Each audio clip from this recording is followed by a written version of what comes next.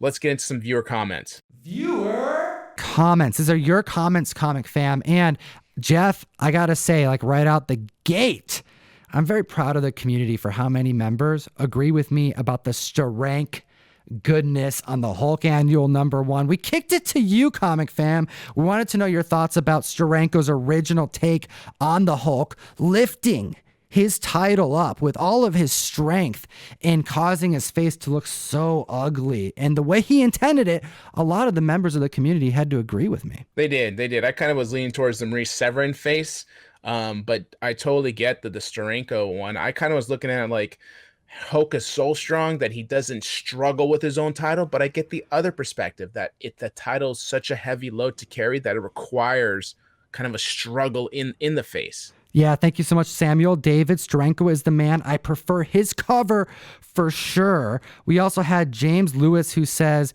it's crazy those differences in foreign comics. Jeff, that's one of my favorite parts about the foreign comic books is that there's these aspects of them, these minor differences, but sometimes major differences that makes them just unique in themselves and then adds a whole extra layer of key-worthiness. Yeah, I mean, they're really dynamic in the color schemes that they have and how they change. And you look at them sometimes, you're like, oh, wow, this is actually better.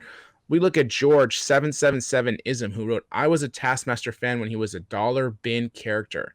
Love the blue background. That's a great example, right? Absolutely. I mean, that blue background is better than the green, in my opinion. Oh my gosh, I'm loving these comments, Comic Fam. And I'm digging this like Wolverine conversation we started, Jeff. It's a little ridiculous conversation, but I find a lot of accuracy to it. Okay, so we were at C2E2, all right, and we're doing a podcast, and we were doing it with Nick from Key Collector, which is probably a good place to plug his app. Oh, that's right. The best comic book app that exists on the market. If you have an Apple phone or an Android phone, he's got you covered. Key Collector Comics. It goes over everything you need to get into comic book collecting, but also to maintain your comic book collecting. And if you use the code TOM101, it unlocks a free 1-week subscription. And the best part, aside from all the features, is that the app creator, Nick, he looks like Logan. And that was not something that we realized until someone commented in that video, and then we were both looked at each other like, oh my god, he looks like Logan. So somebody wrote, okay, not just somebody, Kadar Pai wrote on the last podcast I was on, number 27, he goes, snicked, Nick is in the sound there, Nick for Wolverine 2020.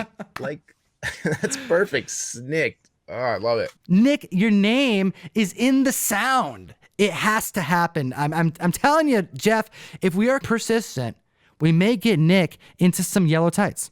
We might need to get a Snicked Nick shirt. Oh, I love that idea. Comic Fam, what do you think?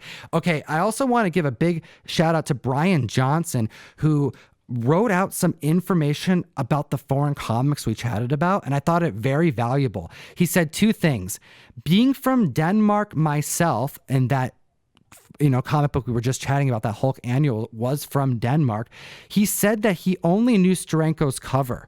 It's a 48-page comic book, which has been the standard for comic books here in Denmark. It contains 2 stories, an old Herb Trimpe story and a Nick Fury story about how he became the head of S.H.I.E.L.D. So a couple of things about that I thought was interesting is, one, that he knew the comic very well and he knew the stories that were inside. But my favorite thing is that he only knew of the Steranko cover because he lived in Denmark. He didn't even know Maurice Severin had ever touched that cover. Can you imagine that, Jeff? That Hulk Annual could, like, there's somebody in the world, many people in the world who only know a different image than what's in your head. Yeah, that's fascinating.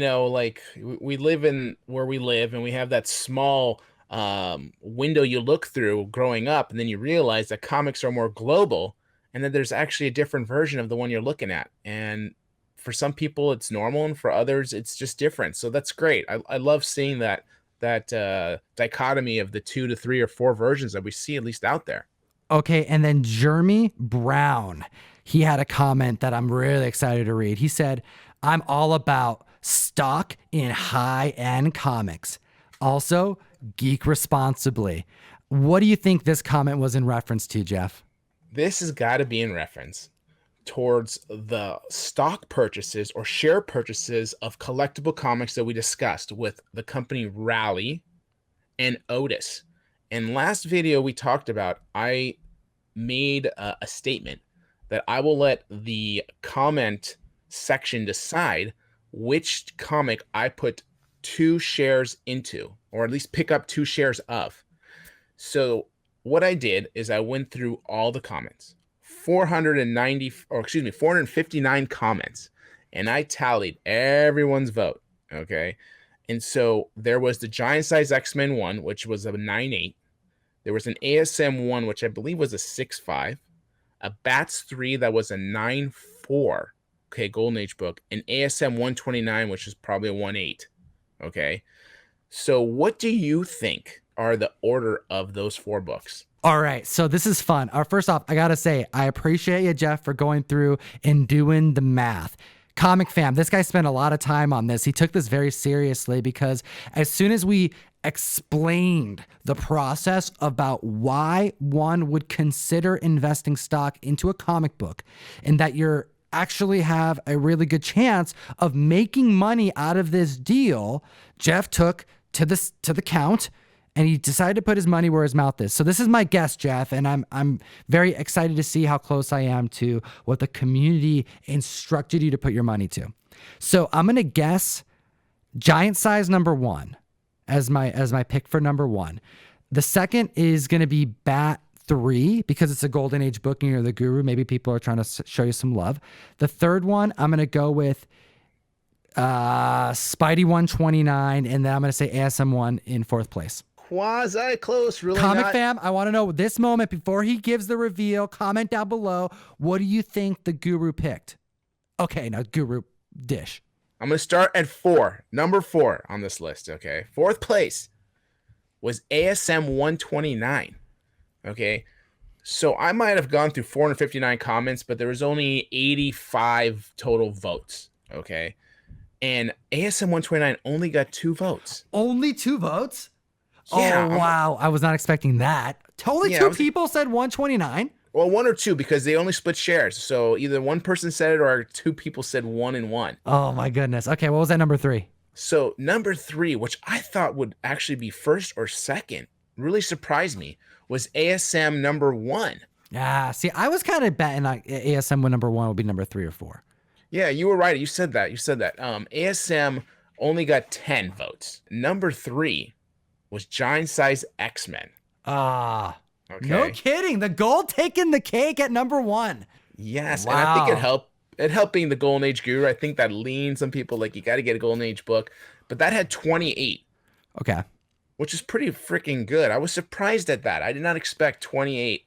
And obviously number 1, Batman number 3 in 9.4 with 45 votes to it. The majority of the community demanding you to put money into Golden Age comics. I appreciate them, and I'm assuming you're going to do it. Let me clarify something there. I downloaded the Rally app and the Otis app. By the way, the Rally app is absolutely freaking gorgeous.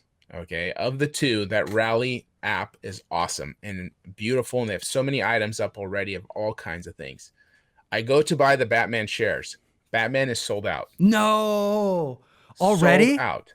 Already sold out. Dude, that was like a few days, man. Yeah, I mean, we reported 3 weeks ago that was sold out, and another comic I think they had on there was sold out. It might have been the Spidey one.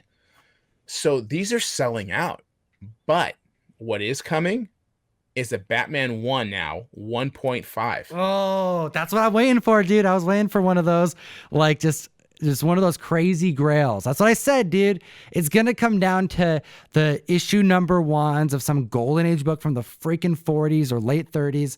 And that's what's going to get some people to move. That's what's going to get me to invest. Comic Fam, are you seeing what we were seeing months ago yet? That this is something new that is being actively consumed by members of the community, whether the majority likes it or not. We are seeing comic books being invested in similar to stocks in 2020, and we're here to report on it. And I want to know your thoughts in the comment section below. And if you guys don't mind, I am just going to buy instead of 2 shares of Batman 1, I'm going to buy 3 shares of Batman 1 once that comes available. Yeah. And I'll let you guys know about it. Yeah, I think I may do the same. And depending on how much they are, I'm probably going to do it. They valued the book, I think, at like $75K. I think it was like $70 a share or something. $70 a share. Ooh, yeah, I'm gonna have to get more than one.